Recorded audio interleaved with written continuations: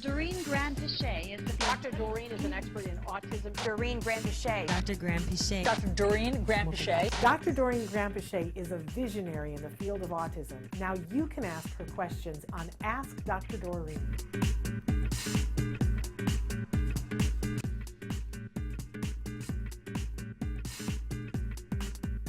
But anyway, those are great lessons. I want to go to Paula, who's written in and said, hey, my son, 16 years old with ASD, ADHD, SLD, has been going through a stage of having meltdowns on the weekend.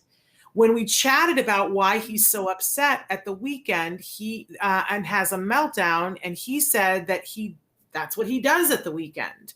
Have you any suggestions on how we can break this cycle? Thank you. Sure. This is one of the reasons that I love our teenagers. Their comments are so straightforward that I love it. I think it's so funny. It's so adorable. So, any kind of challenging behavior, you always have to figure out what the function is. And when I say function, just an easier way or, English version of that is to say exactly why does it occur, right? So what is causing it? What's the cause of it? And basically, always the cause is going to have to do with the individual wants something or wants to avoid something. And it's really that simple. So the things that sometimes we want are objects, activities, attention. All of those things are the things that we might tantrum or have a meltdown because we want those things. And when we have a meltdown, we receive those things, right? Another version of it is when we're trying to avoid certain things. And the things we try to avoid are, again, activities we don't want to do, places we don't want to go to, foods we don't want to eat, things we don't want.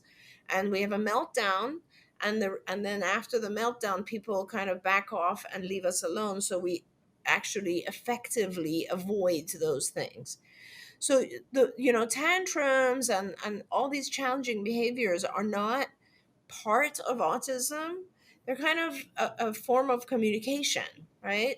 So either the child is frustrated and they're trying to avoid something and they're trying to express it to you that way, or they're frustrated because they want to gain access to something and they're communicating it that way. So what you have to do is is to give the child the message that meltdown is not effective communication. It doesn't work. When you have a meltdown, you're not going to get the item or object or attention that you want.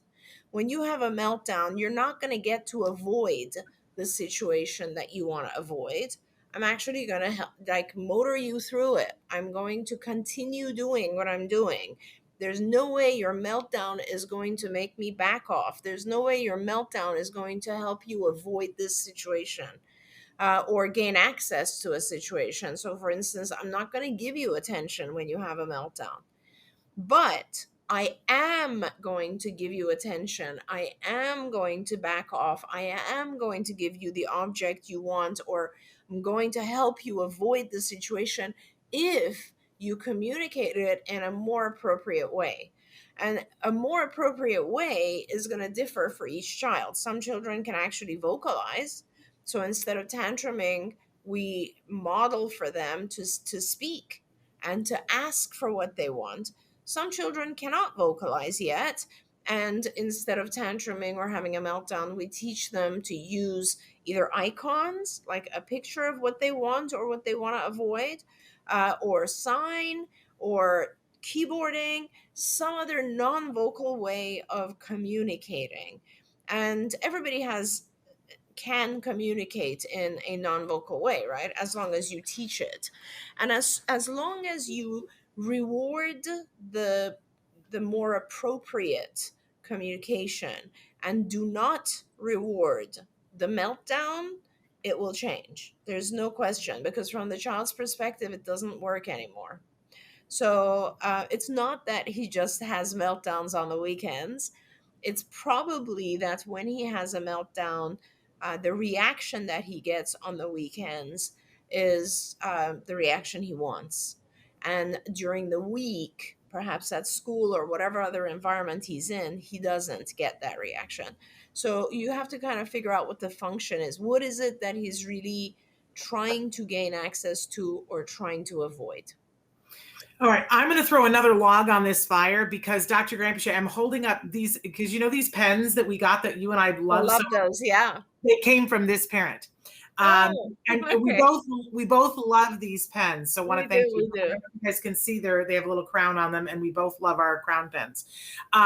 So this is how my memory works, and it might be faulty, but I seem to recall that a few months ago, maybe 6-8 months ago, that one of the concerns that we had was that there was a certain amount of anxiety at going back to school once school was back in session. So I'm wondering if part of it is that because there were a lot of reinforcers to get through the anxiety at school, I'm wondering whether he's keeping it bottled up at school during the week because he has to, and because his response of, well, that's what I do on the weekend, is that's the way he's managing the anxiety, is that he gets through the week, does what he has to do, but then he can let it all fall apart on the weekend. Okay. So I'm asking.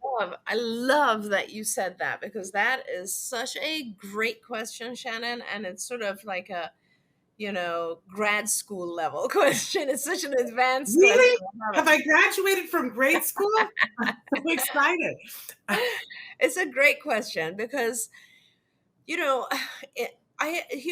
my perspective on that. Absolutely. Sometimes our kids have a lot that they manage, whether it's anxiety, depression, just stress in general. So do we. We all do, right? And sometimes we will tell ourselves, I just need to, chill. And I just need to take care of myself. I just need to let it all go and just relax and like love on myself and so on, right? And certainly, I mean, there were therapies back in the 60s and 70s that involved having meltdown as a therapeutic type of intervention, where it would give you these big bats that were made of like padded material, and they would have like a boxing type of thing, and you would beat the hell out of this boxing thing and it would get all of your anger out, right? And certainly, if an individual wants to have a meltdown in their own room, in their own space, where it doesn't cause any kind of issue for anyone else, that's okay. Okay. But that's the only circumstance where it's okay. And even if they have anxiety and they've held it all together, we have to help the individual find more adaptive ways of letting their stress go.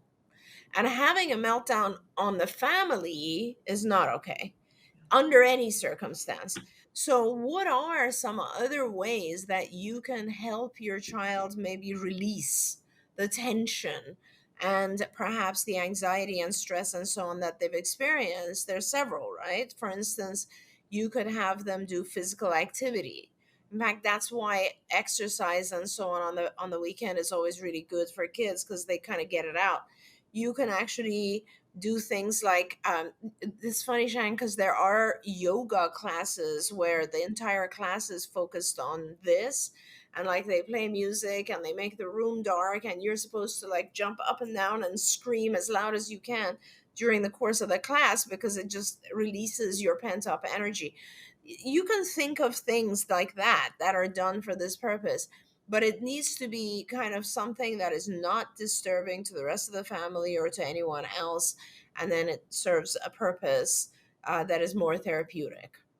I love finding an outlet. While you were saying that, I took a sip from my mug that for my birthday, my husband got me. I've always wanted to learn how to throw on a pottery wheel. And he got me a month of classes. And so this was the mug that was one of the first things that I did. And can you see it got all rippled and it got all messed up. And the teacher was like, throw it away. You'll make another one. And I was like, nope. I want to turn it into a mug. It's one of my favorite ones, the way it came out. I love it. And, but I also want to say that this, you can imagine the stress of the last month, it got a little high to get here today. This for me was a great outlet. Throwing on a pottery wheel, playing with clay. There's a sensory element to it. It was quiet in the studio. And so I got my brain to be quiet, but it was very physical and you had to focus. And it's about getting things to go in a circle. I'll tell you what, this class was the best thing for my blood pressure. And it reminded me that we all need to have an outlet, and being pushing on the clay, because first you have to get all the air out of it, was really good. And it reminded me how much we all need some kind of outlet like that, that's creative, that's physical, that allows for creativity. I already said creativity, but you know what I mean? A place for your brain to be. I agree. This was my answer, but I know people that have given their teenage sons, bongo drums, and they tell them, go beat that thing to get out all your feelings, and put them in a drum circle. There are lots of constructive ways to purge what you have going on. Let it out, let it go, as they say in Disneyland.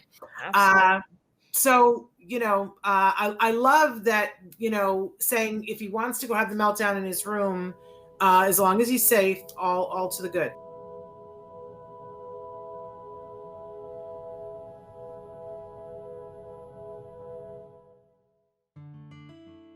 Thanks for watching Autism Live. If you found anything helpful in this video, please give us a like. In fact, make sure that you smash that subscribe button on YouTube and give us a like on Facebook. You can also follow us on Twitter and Instagram for important updates. And please download our free podcast wherever you get your podcasts. See you next time. Until then, give your kiddos a hug from me and one for you too. Bye-bye for now. To subscribe, click here. And if you'd like to check out some more of our videos, click here.